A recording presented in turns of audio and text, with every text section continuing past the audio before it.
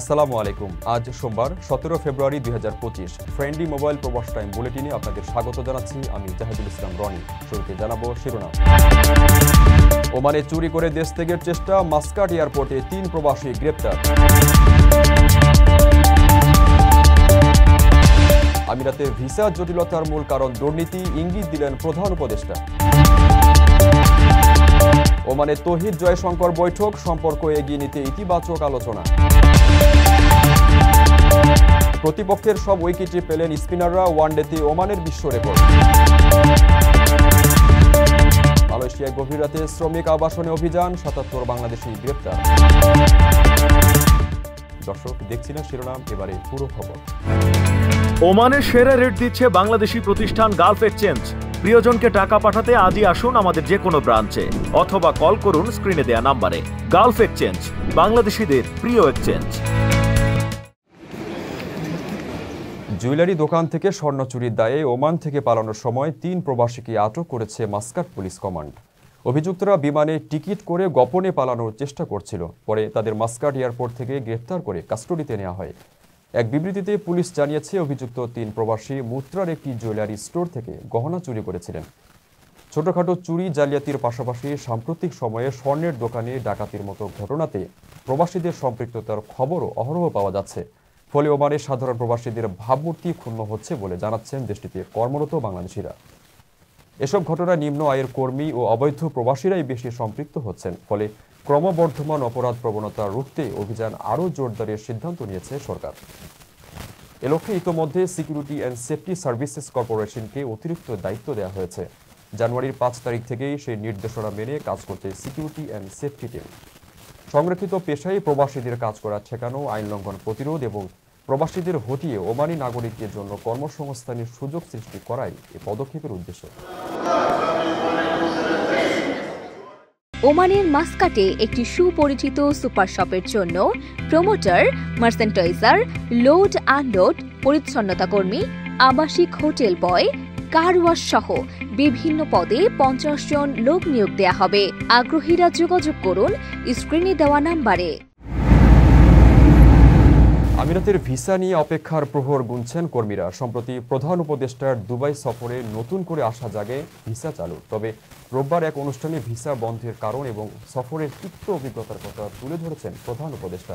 তিনি বলেন, সফরকালে সংযুক্ত আরব আমিরাতের শীর্ষ ব্যক্তিরা জানিয়েছেন তারা বাংলাদেশিদের কোনো ডকুমেন্ট বিশ্বাস করতে পারেন না, কারণ কাজের লোক ও ডাক্তারের সার্টিফিকেট নিয়ে আমিরাত চলে যাচ্ছে। আরব আমিরাতে গেলাম, সংযুক্ত আরব আমিরাত, আমাদের লোকের কাহিনী বর্ণনা করছিল তাদের অফিসে। বলছে, আমরা তোমাদের কোনো ডকুমেন্ট আমরা বিশ্বাস করতে পারি না, এত ভুয়া। কাজের লোক হয়তো সে, কিন্তু সে সার্টিফিকেট নিয়ে এসছে মেডিকেল ডক্টরের সার্টিফিকেট। জলজন্ত আমরা দেখতেছি ডাক্তার হতেই পারে না, দেখা যাচ্ছে ডাক্তার না সে, কিন্তু সার্টিফিকেট নিয়ে এসছে ডাক্তারের সার্টিফিকেট। ওই ডাক্তারের সার্টিফিকেট নিয়ে চাকরি নিয়ে এখানে এসছে। আমরা কতটা বাছাই করবো? আমরা লজ্জায় মাথা হেঁট হয়ে যায় যে আমরা এটা কিছুই করতে পারতেছি না। আমরা চাকরি চাই, কিন্তু পরিষ্কারভাবে চাই। এরকম ভুয়া একজন যে চাকরি দিচ্ছে তাকে আমি নিজেকে ডাক্তার বলে পরিচয় দিয়ে গেলাম, আসলে শেষ পর্যন্ত গিয়ে চাকরি দিব কোথাও, শুধু এখানে পার হওয়ার জন্য ডাক্তারের সার্টিফিকেট তার দরকার হয়েছে। এবং আমরা কেউ না কেউ তাকে এই সার্টিফিকেট দিচ্ছি, নিশ্চয়ই অর্থের বিনিময়ে দিচ্ছি। এবং এখানে বহু আছে, সেটা এজেন্ট আছে, সেই জোগাড় করে দেয়। শুধু একটা এজেন্ট না, এরকম বহু এজেন্ট আছে। এবং এইভাবে আমাদের বহু মেয়ে মধ্যপ্রাচ্যে হারিয়ে যাচ্ছে, নিয়ে গেছে, কিসের মধ্যে ফেলে দিয়ে আসছে কেউ জানে না। হিউম্যান ট্রাফিকিং এর কি বিষয়, বিভৎস বিষয়। এবং মেয়েদের জন্য আমাদের মেয়েরা যাচ্ছে, তার কি অবস্থায় ফিরে আসছে, যদি সশরীরে ফিরে আসতে পারে, কত লাশ কোথায় চলে যাচ্ছে সেটারও কোনো হিসাব নেই। এই কোন দেশ বানালাম আমরা? গত শুক্রবার 2 দিনের সফর শেষে দেশে ফিরেন প্রধান উপদেষ্টা। তিনি আমিরাতের দুবাইয়ে ওয়ার্ল্ড গভর্নমেন্ট সামিটে অংশগ্রহণের সময় দেশটির বেশ কয়েকজন মন্ত্রীর সঙ্গে বৈঠককালে বাংলাদেশি নাগরিকদের উপর থেকে ভিসা নিষেধাজ্ঞা প্রত্যাহারের পাশাপাশি আরও বাংলাদেশি কর্মী নিতে আহ্বান জানিয়েছেন। যে কোনো প্রয়োজনে দেশের সর্বনিম্ন ভাড়ায় সহজে বুকিং করুন প্রবাসীর হেলিকপ্টার। পররাষ্ট্র উপদেষ্টা এম তৌহিদ হোসেনের সঙ্গে ভারতের পররাষ্ট্রমন্ত্রী এস জয়শঙ্করের বৈঠক হয়েছে। রোববার ওমানের মাস্কাটে ইন্ডিয়ান ওশান কনফারেন্সের ফাঁকে এই বৈঠক অনুষ্ঠিত হয়। এ সময় দ্বিপক্ষীয় সম্পর্কে চ্যালেঞ্জ স্বীকার করে তা মোকাবিলায় যৌথ প্রচেষ্টার উপর গুরুত্ব আরোপ করেছেন। পররাষ্ট্র মন্ত্রণালয়ের সংবাদ বিজ্ঞপ্তিতে বলা হয়, উভয় পক্ষ স্বীকার করেছে প্রতিবেশী দুটি দেশ দ্বিপক্ষীয় সম্পর্কের ক্ষেত্রে বিভিন্ন চ্যালেঞ্জের সম্মুখীন এবং সেগুলো মোকাবিলায় একসঙ্গে কাজ করা প্রয়োজন। বৈঠকে তৌহিদ হোসেন গঙ্গা নদীর পানি চুক্তি নবায়নের বিষয়ে আলোচনা শুরুর প্রয়োজনীয়তা তুলে ধরেন। তিনি দক্ষিণ এশীয় আঞ্চলিক সহযোগিতা সংস্থার স্থায়ী কমিটির বৈঠক আহ্বানের উপর গুরুত্ব আরোপ করেন এবং এ বিষয়ে ভারতের সমর্থন চান। এছাড়া আগামী 18 থেকে 20 ফেব্রুয়ারি নয়াদিল্লিতে অনুষ্ঠেয় বাংলাদেশ ও ভারতের সীমান্তরক্ষী বাহিনীর মহাপরিচালক পর্যায়ের বৈঠকে সীমান্ত সংক্রান্ত বিভিন্ন বিষয় সমাধানের ব্যাপারে উভয় পক্ষ আশাবাদ ব্যক্ত করেছে।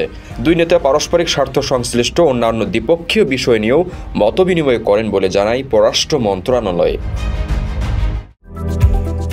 আকর্ষণীয় রেট ও দারুণ সব ডাটা বান্ডেল পেতে আজই ব্যবহার করুন ফ্রেন্ডলি সিম। ওয়ানডে সংস্করণে 54 বছরের ইতিহাসে কখনোই যা হয়নি তার দেখা মিলল ওমানের আল আমিরাতের ক্রিকেট গ্রাউন্ডে। নামিবিয়াকে 96 রানে অল আউট করে দিতে সবগুলোই উইকেটে নিলেন ওমানের স্পিনাররা।